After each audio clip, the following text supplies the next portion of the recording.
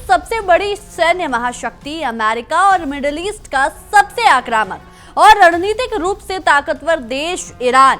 इन दोनों के बीच जारी यह भयंकर सैन्य टकराव अब उस बारूदी मुहाने पर पहुंच चुका है जहां से शांति या वापसी का कोई रास्ता नजर नहीं आता। अभी अभी आई एक बेहद भयंकर, सनसनीखेज, चौंकाने वाली और वैश्विक शांति को हिलाकर रख देने वाली खबर ने पूरी दुनिया के सुरक्षा विशेषज्ञों और बाजारों को सन्न कर दिया है। बुधवार सुबह तड़के ईरान की सेना ने मिडिल ईस्ट में तैनात अमेरिकी सैन्य बल के सबसे अहम और सामरिक बेस पर बैलिस्टिक मिसाइलों से एक विनाशकारी और भयंकर हमला बोल दिया है। अमेरिकी सेंट्रल कमांड यानी सेंटकॉम ने इस हमले की आधिकारिक पुष्टि करते हुए इसे एक पूरी तरह से सरप्राइज अटैक यानी अचानक हमला किया गया सैन्य हमला बताया। लेकिन दोस्तों, इस पूरे अंतर्राष्ट्रीय घटनाक्रम में सबसे ज्यादा हैरान करने वाली, पेचीदा और भू राजनीतिक पहेली खड़ा करने वाली बात यह है कि ईरान ने यह भयंकर बैलिस्टिक मिसाइल स्ट्राइक ठीक उस समय की जब महज कुछ ही घंटों पहले अमेरिकी राष्ट्रपति डोनाल्ड ट्रंप ने तेहरान के खिलाफ अपनी सैन्य अभियानों और मिलिट्री ऑपरेशंस को अस्थायी रूप से रोकने का बड़ा ऐलान किया था।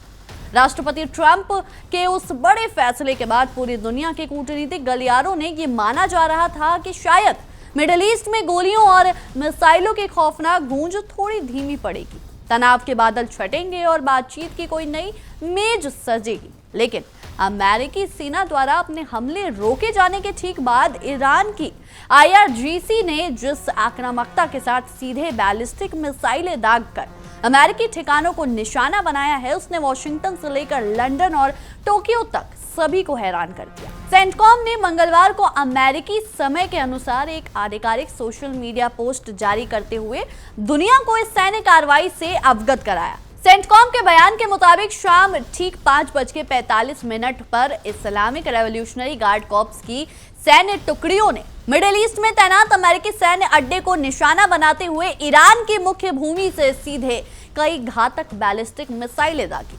अमेरिकी सेना ने अपने बयान में दावा किया कि उनके अति आधुनिक एयर डिफेंस इंटरसेप्टर सिस्टम ने बेहद मुस्तैदी से काम करते हुए इन सभी मिसाइलों को हवा में ही समय रहते इंटरसेप्ट करके नष्ट कर दिया, जिससे अमेरिकी सैन्य संपत्ति या जवानों को किसी बड़े प्रत्यक्ष नुकसान का अंदेशा नहीं हुआ।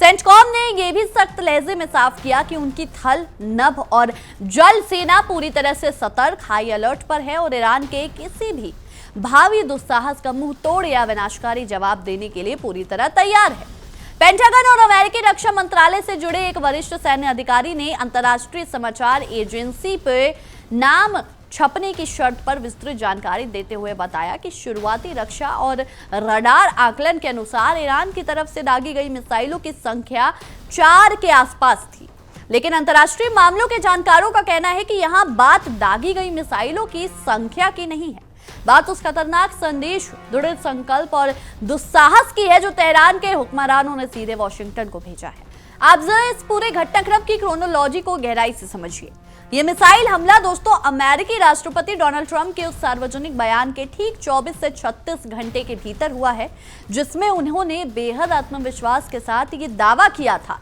कि अमेरिका ने ईरान पर अपने सैन्य हमले रोक दिए हैं। ट्रंप ने यहां तक कहा था कि वॉशिंगटन और तेहरान के बीच बैक चैनल यानी पर्दे के पीछे बेहद सकारात्मक, रचनात्मक और कूटनीतिक बातचीत चल रही है, जिससे जल्द ही जल्द कोई बड़ा शांति समझौता निकल सकता है। लेकिन ट्रंप के इस बड़े और राहत देने वाले दावे के चंद ही घंटों के भीतर ईरानी विदेश मंत्रालय के आधिकारिक प्रवक्ता इस्माइल बगाई ने एक बेहद कड़े, तीखे और सनसनीखेज बयान में कहा, जिसने वॉशिंगटन के दावों की हवा निकाल दी। इस्माइल बगाई ने सीधे राष्ट्र और अंतर्राष्ट्रीय मीडिया के सामने आकर अमेरिका के इस दावे का स्पष्ट खंडन किया। उन्होंने कहा कि ईरान की अमेरिका के साथ किसी भी स्तर पर प्रत्यक्ष या अप्रत्यक्ष कोई बातचीत या शांति वार्ता नहीं हो रही है और अमेरिका का ये दावा कि तेहरान समझौते के लिए तैयार है पूरी तरह से झूठा, भ्रामक और अमेरिकी दुष्प्रचार का हिस्सा है।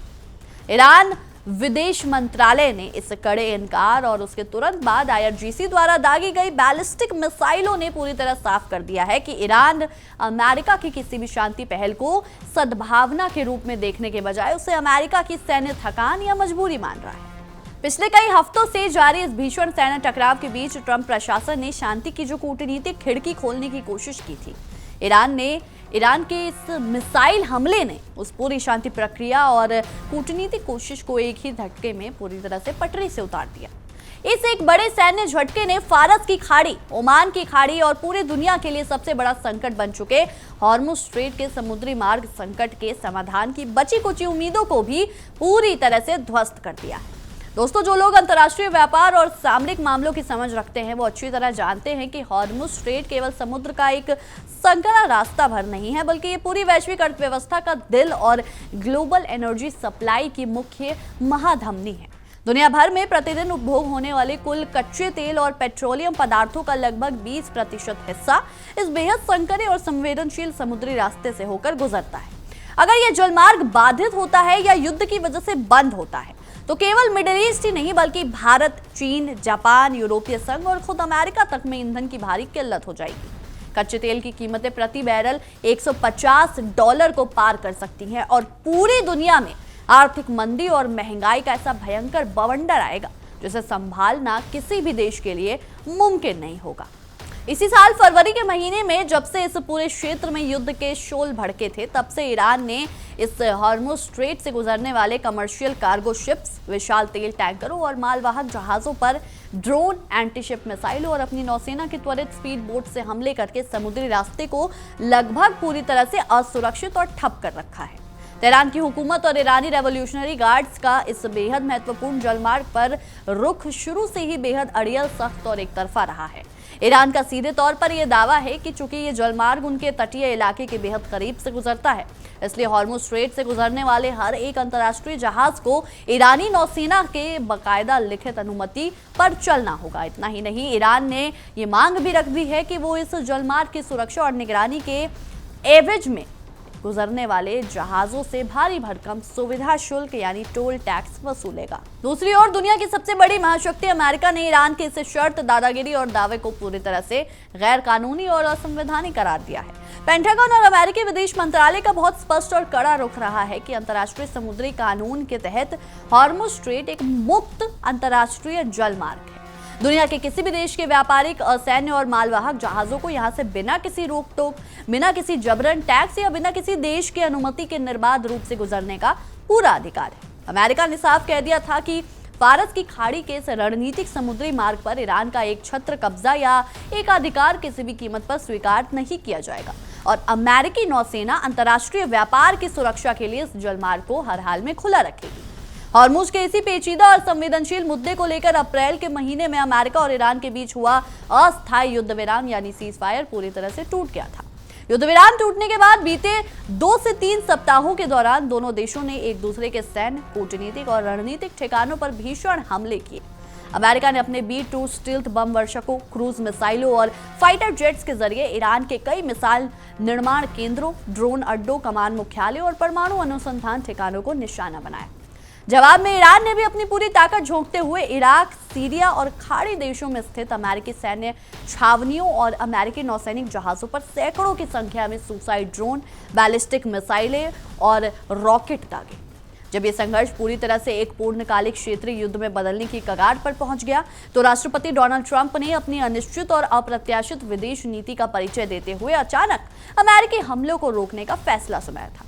राष्ट्रपति ट्रंप की योजना शायद ये थी कि अमेरिका द्वारा दिखाई गई सैन्य सख्ती के बाद जब हमले रोके जाएंगे तो ईरान दबाव में आकर बातचीत की टेबल पर झुकेगा और हॉर्मुज स्ट्रेट को खोलने के लिए नए सिरे से शर्तों पर दस्तखत करेगा। लेकिन वॉशिंगटन के रणनीतिकार शायद तेहरान की शासन व्यवस्था, उनकी धार्मिक कट्टरता और IRGC की मानसिकता को समझने में भूल कर गए। ईरान के सर्वोच्च नेता आयतुल्लाह अली खामनेई और उनकी सैन्य कमान ने ट्रंप के हमले रोकने के फैसले को वॉशिंगटन की रणनीतिक बढ़त या शांति प्रस्ताव मानने के बजाय अमेरिकी सेना की थकान, आर्थिक दबाव और पीछे हटने का स्पष्ट संकेत मान लिया था। तेहरान के सैन्य थिंक टैंक का ये आकलन है कि अमेरिकी चुनाव, घरेलू राजनीतिक दबाव और वैश्विक बाजारों में तेल की बढ़ती कीमतों के डर से मिस्टर डोनाल्ड ट्रंप इस समय किसी नए, लंबे और अनिश्चित युद्ध में अमेरिकी सेना को नहीं झोंकना चाहते। इस रणनीतिक बढ़त का फायदा उठाने और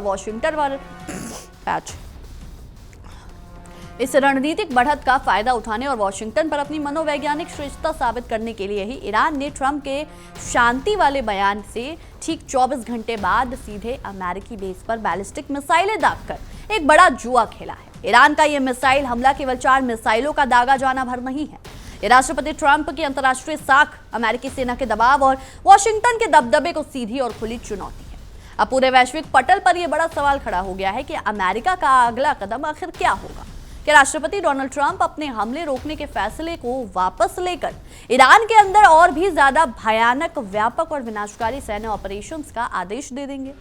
क्योंकि अगर वॉशिंगटन इस बैलिस्टिक मिसाइल हमले को नजरअंदाज करता है या सिर्फ बयानों तक सीमित रहता है, तो पूरी दुनिया में, खासकर चीन, रूस और उत्तर कोरिया जैसे प्रतिद्वंद्वियों के बीच यह संदेश जाएगा कि अमेरिका अपने ही सैन्य अड्डों की सुरक्षा करने और ईरान जैसी क्षेत्रीय शक्ति को रोकने में हिचकिचा रहा है। दूसरी तरफ यदि पेंटागन ईरान के इस हमले को करारा और सीधा सैन्य जवाब